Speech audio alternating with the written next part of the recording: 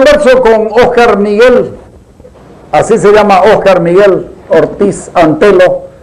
Así te llamas, ¿no? Óscar Miguel, por tu abuelo Miguel. Sí, sí. Por tu abuelo Miguel. Por mi abuelo Miguel. Sí, señor. Claro, yo te conocí chico. Padre. Sí. Bueno, Óscar, ¿cómo lo ves este asunto de los 2 tercios? Hay gente que dice, no es tan importante, son cositas chicas. No hay cositas chicas en el Parlamento, ¿no es verdad? No, y sobre todo cuando son las reglas de juego, Carlos, ¿no? Por ejemplo, cuando ellos dicen que por 2 tercios, antes se requería 2 tercios, ahora solo se va a requerir mayoría simple para dispensarse del reglamento. Eso, por ejemplo, significa que hoy mismo vienen con un proyecto de ley que nadie conoce, del cual nadie ha escuchado, que no ha ido a ninguna comisión, y se lo introduce y por mayoría simple se dispensan del reglamento, que hay ese reglamento, que debía ir a una comisión, que hay 15 días para discutirlo, que se presenta un informe, que obviamente cada miembro del Parlamento tiene el tiempo para leerlo, analizarlo, preparar su posición, eso es algo universal. Aquí directamente van a ingresar y por mayoría simple pueden meter cualquier nuevo proyecto de norma y aprobarlo el mismo día sin mayor procedimiento. Esto destruye lo que son las bases del sistema parlamentario. Cuando esta noche puse un tweet al respecto, y también yo ponía que pueden ganar elecciones, pero está claro que no creen en la democracia, porque en la democracia tan importante como respetar el triunfo de la mayoría y respetar los derechos de la minoría, es reconocer a la en este caso es el derecho de participación. Exactamente, pero además está el otro tema que ok, suficiente discusión, los que estén de acuerdo a levantar la mano, es decir, se impide que el parlamentario opositor pueda objetar, pueda argumentar o pueda discutir y debatir lo que están planteándole. Así es, por ejemplo, el reglamento actual, digamos, ¿no? Dice que en la Asamblea Legislativa, que es la reunión de ambas cámaras y que se rige por el reglamento de la Cámara de Diputados, después de 5 horas de debate recién se podía por 2 tercios proponer la suficiente discusión. Lo que van a poder hacer con esto es que si quieren, bueno, directamente con 10 minutos, con 30, con 1 hora, por mayoría simple, aprobar ya que no haya discusión o dispensarse el reglamento. Además de otros nombramientos, como el tema de generales, eso es algo que en toda la historia democrática boliviana moderna se ha respetado, que se necesite 2 tercios para poder ascenderlo. Esto es algo fundamental del control civil sobre el poder militar, es como el triunfo de la democracia de un país con tantas experiencias amargas de gobiernos dictatoriales. Bueno, realmente se socavan las bases de un sistema parlamentario que tiene que tener ambos lados. Obviamente la mayoría es la que manda, por así decir, pero tiene que respetar los derechos de la minoría, porque en esa minoría están representados millones de bolivianos, claro que, sí, que piensan distinto de quien obtuvo, sí, la mayoría. Sí. Yo decía hace unos días, el 55 suena mucho, pero al final, si uno lo mira, 55 a 45 no da como para que te ninguneen o como para que desconozcan tu presencia, tu valor, tu voto, para que desconozcan a la otra parte del país. ¿No es cierto? Así es, Carlos, porque al final 55 obviamente es un gran número electoralmente hablando, pero desde el punto de vista de la población que se representa es un poco más la mitad. Hay otra población que llega casi a la mitad, que piensa distinto, que ha votado por otras opciones, pero que es parte de la nación boliviana, que es parte obviamente fundamental y esencial de lo que es este país, digamos. Y obviamente en una democracia eso tiene que respetarse. Yo creo que lo que pasa ayer en el Senado y hoy en diputados, eliminando los 2 tercios, es algo muy grave. Incluso creo que es un golpe que quita credibilidad de inicio al presidente electo, al vicepresidente electo, a los señores Arce y Choquehuanca, y quizás lo que busca mostrar es que hay otra corriente del MAS, supongo que la de Evo Morales, que desde el Parlamento va a buscar imponer su estilo autoritario. Esa es la idea que yo tengo. Eso va a ser una forma también de contrapesar desde el evismo cocalero, va a buscar contrapesar y presionar al presidente Arce en caso de que no se someta a Evo Morales. Así es, yo veo que lo que se avecina en los próximos años es una situación muy parecida a lo que pasa en nuestro país vecino y hermano Argentina, sí, donde hay ese conflicto permanente con una situación similar. Quien gana la presidencia es Alberto Fernández y tiene en ese caso vicepresidenta, pero también dirigiendo la bancada en el Congreso argentino a Cristina Kirchner. Y vemos que hay esa tensión permanente. Y yo lamento que sea así, porque está claro que lo que le han dicho al país con eliminar los 2 tercios, que no están dispuestos a dialogar, no están dispuestos a concertar todos esos discursos de unidad, reconciliación y reencuentro, que incluso hasta hoy creo que seguían diciendo los señores Arce y Choquehuanca, obviamente quedan totalmente desmentidos con esta actitud. Vos fuiste presidente del Senado en el primer tiempo de Evo Morales. Sí, el primer periodo, 2008-2009. En ese tiempo, en el Senado la correlación de fuerzas era diferente. Sí, nosotros logramos articular una mayoría el segundo, el tercer y el cuarto año de ese periodo, que fue acortado y no tuvo 5º año. Y creo que eso mostró también cómo se podía trabajar buscando darse cierto equilibrio. En ese tiempo en el Senado se discutían las leyes porque obviamente no tenían mayoría para imponerlas. Esto generó conflictos, generó cercos al Congreso, muchas veces no nos dejaron ingresar, bueno, pero ahí se mostraba lo que se llama el sistema de pesos y contrapesos, y claro, cómo es bueno, digamos, que haya esa diversidad, por así decir, en la representación y el control institucional. Era el gran valor del voto calificado, ¿no es cierto? El voto calificado en el Parlamento es el voto consciente, el voto que se da no por consigna, sino porque uno sabe de lo que está hablando y de lo que está haciendo. Bueno, esa es la esencia del Parlamento, que se supone que quienes llegan ahí están representando a un conjunto de ciudadanos, pues porque la democracia, cuando somos millones, no podemos estar decidiendo todos al mismo tiempo, ¿no?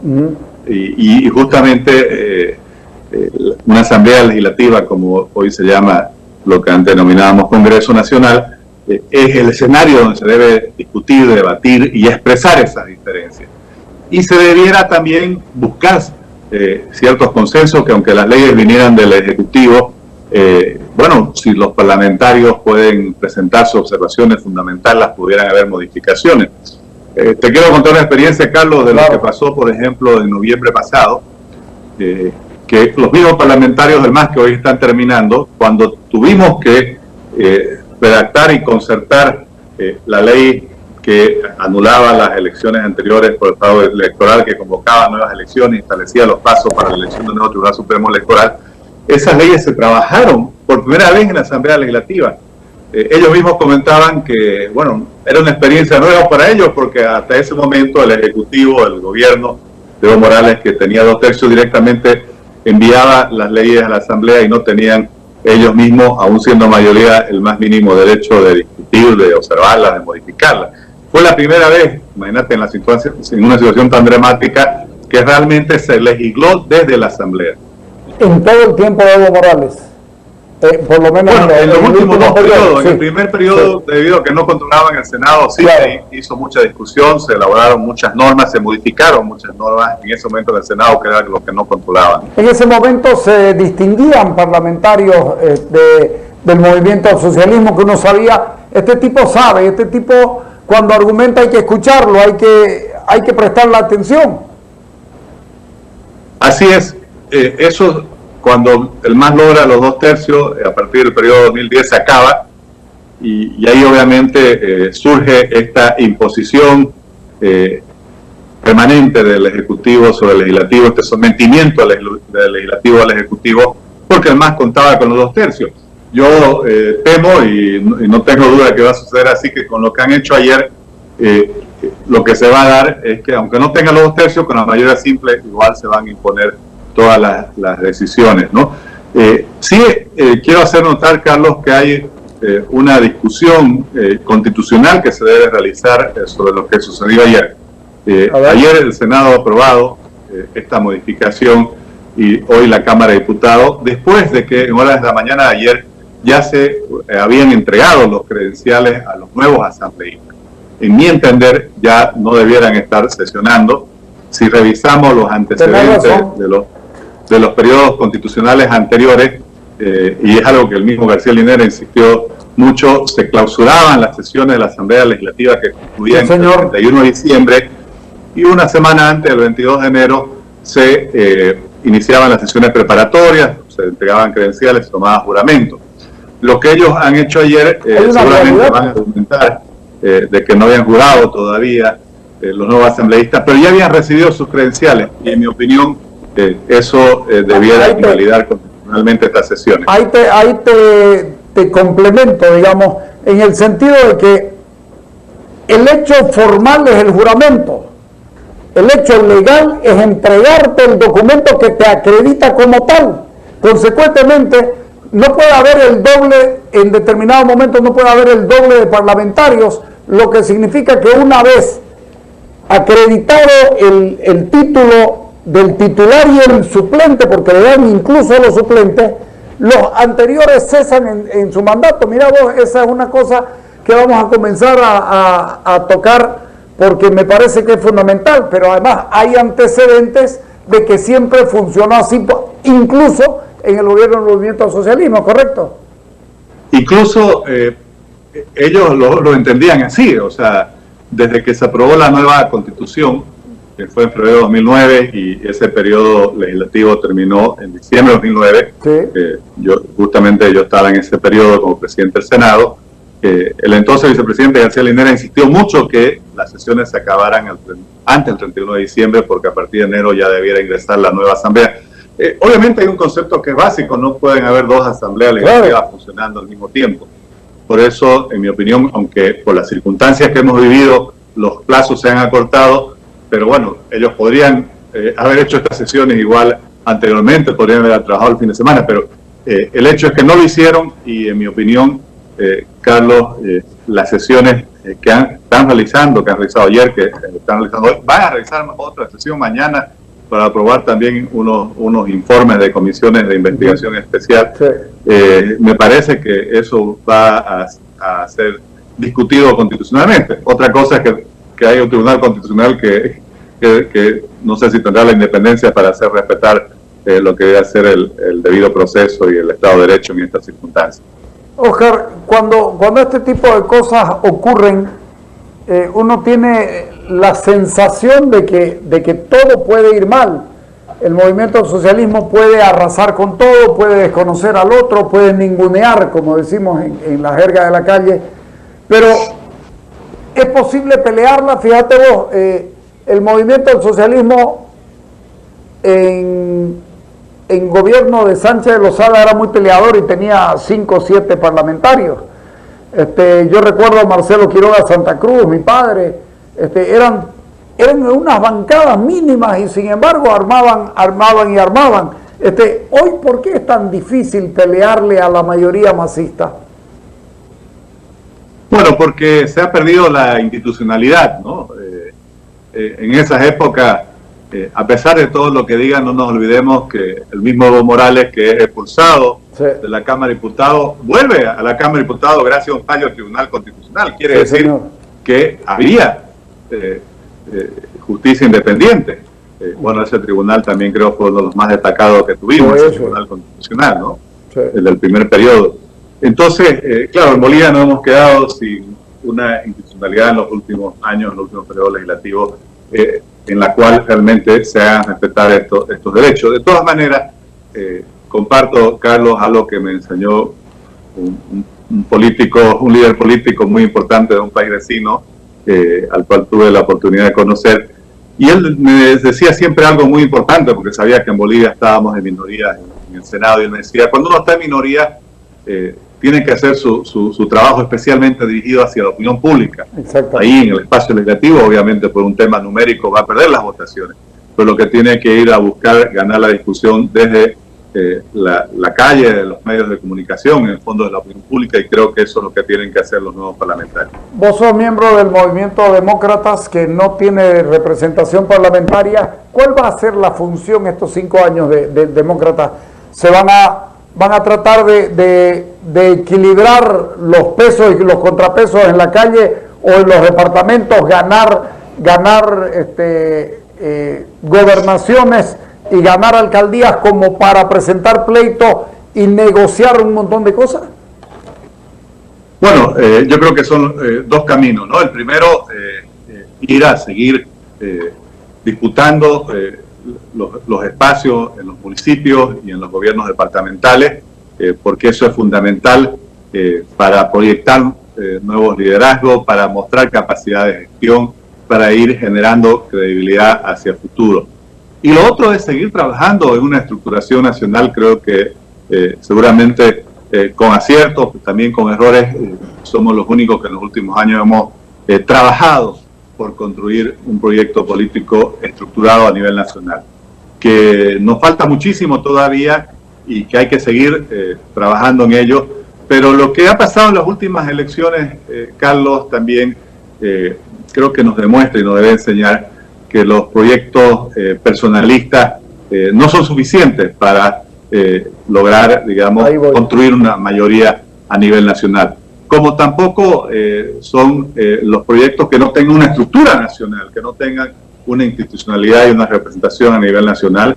Y hay que reconocer que el MAS sí lo tiene, quizás es el único que lo tiene a nivel nacional y que llega no solo a los 9 departamentos, sino a los 340 municipios y a las comunidades también. Y mientras nosotros, desde quienes pensamos distintos, no logremos estructurar algo así, vamos a estar en una gran desventaja. Es como no se pudiera a competir con 3 jugadores contra 11 en un partido de fútbol. Va a ser casi siempre muy difícil de ganar. Yo conversaba y estamos haciendo un trabajito con varios analistas políticos aquí en Santa Cruz, y coincidimos todos que este es momento de partidos y que las agrupaciones al final de cuentas se quedan cortas, que no son respuestas porque no hay organicidad, porque no hay una disciplina política, porque no hay un rumbo directo y claro, porque al final de cuentas les falta todo esto. ¿Vos coincidís que este es tiempo nomás de partidos políticos y que los partidos políticos hasta hoy son insustituibles, más allá de cómo lo hayan hecho? Yo coincido plenamente, Carlos, pero además entendiendo que el trabajo de un partido político es un trabajo que se debe consolidar en un tiempo muy largo, ¿no? Este tipo de proyectos no son carreras de 100 metros, ¿no? A veces se pueden dar circunstancias muy especiales por lo cual una persona llegue muy rápido un proyecto político al poder nacional, pero no es como que una excepción muy extraordinaria. Mira, en nuestro caso, obviamente este es un proyecto que comienza primero con la elección de Rubén como prefecto electo. Después, en 2010, Rubén invita a varios líderes a un encuentro que se llamó Encuentro de Líderes por la Democracia, y nos pasamos 4 o 5 años recorriendo el país hasta que en diciembre de 2013 se lanza Demócratas, y compite la primera vez en el 2014.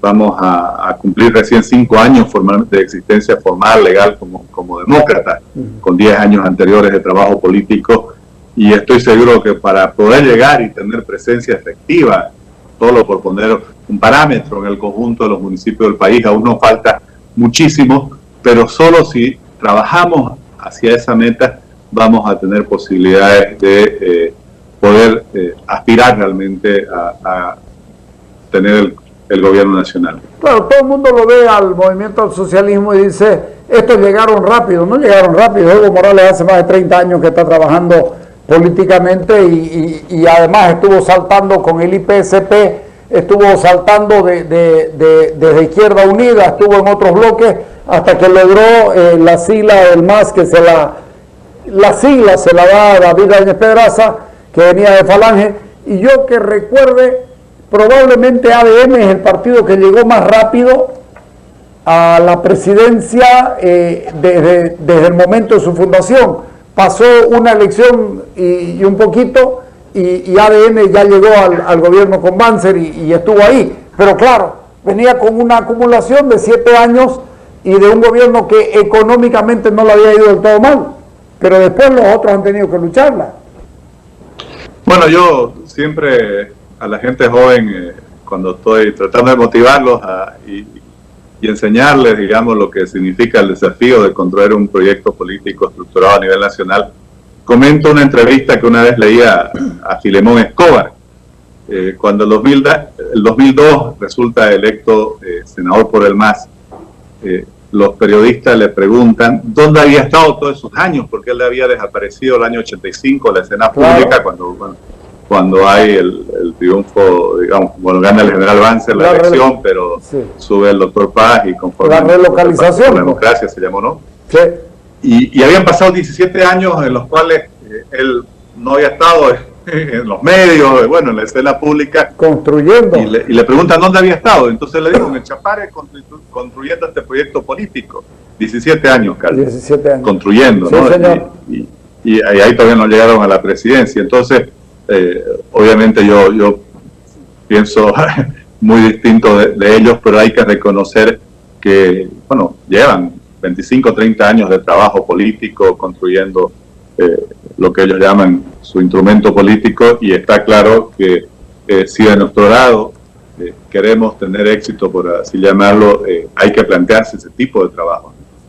El MNR y Falange Socialista Boliviana nacen por allá por la década de los años 30, y fíjate vos que recién en el 52 el MNR gana el gobierno a través de una insurrección popular. No es fácil, pero tampoco es tan difícil. Se puede lograr. Probablemente nos está faltando, no, yo no digo liderazgos tan notorios, sino estructura y doctrina, que la gente sepa por qué está metida. Hoy día se tiene menos doctrina que antes. Sí, bueno, a nivel internacional hay un proceso, por así llamarlo, hay un vacío doctrinario, ¿no? Sí, sí. Pero claro, cada época tiene sus circunstancias, ¿no? Sí. Como dice un pensador. Y yo creo que aquí nosotros tenemos que buscar cuál es esa visión común de país alrededor de la cual podemos unirnos bolivianos a los 9 departamentos, bolivianos a los 340 municipios, y trabajar para construir una verdadera alternativa nacional que supere nuestras diferencias regionales, que supere nuestras diferencias económicas, culturales, sociales. Somos un país con una gran diversidad, pero está claro que si definimos una visión, que en este caso obviamente cuál es la visión diferente a la demás, que tiene que ir más allá solo de las personas, tiene que ser un proyecto común de país, eso debe ser la base para integrarnos.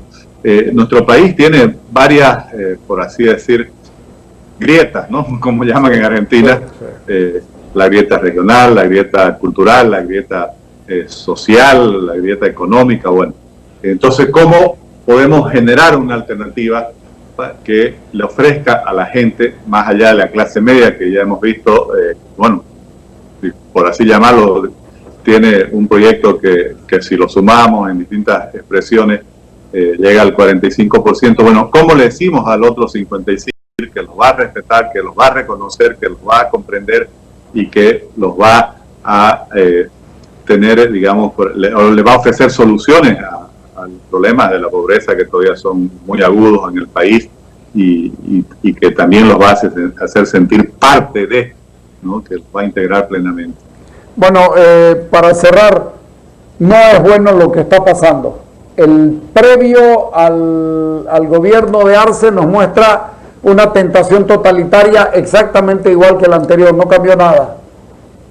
Es una imposición autoritaria ya lo que han hecho ayer, Carlos, y obviamente, bueno, no sé cómo serán las disputas internas al interior del MAS, pero está claro que con lo que han hecho ayer los parlamentarios salientes, que obviamente no lo hacen porque se les ocurrió, sino porque han recibido una instrucción para ello, se les quita ya credibilidad en todos aquellos mensajes de tono más conciliador que estaban dando tanto el nuevo presidente como el nuevo vicepresidente, y eso está claro que ya les comienza a afectar entonces la legitimidad que podrían haber logrado con los votos que obtuvieron. Ok, te agradezco mucho, Oscar. Ya estamos conversando.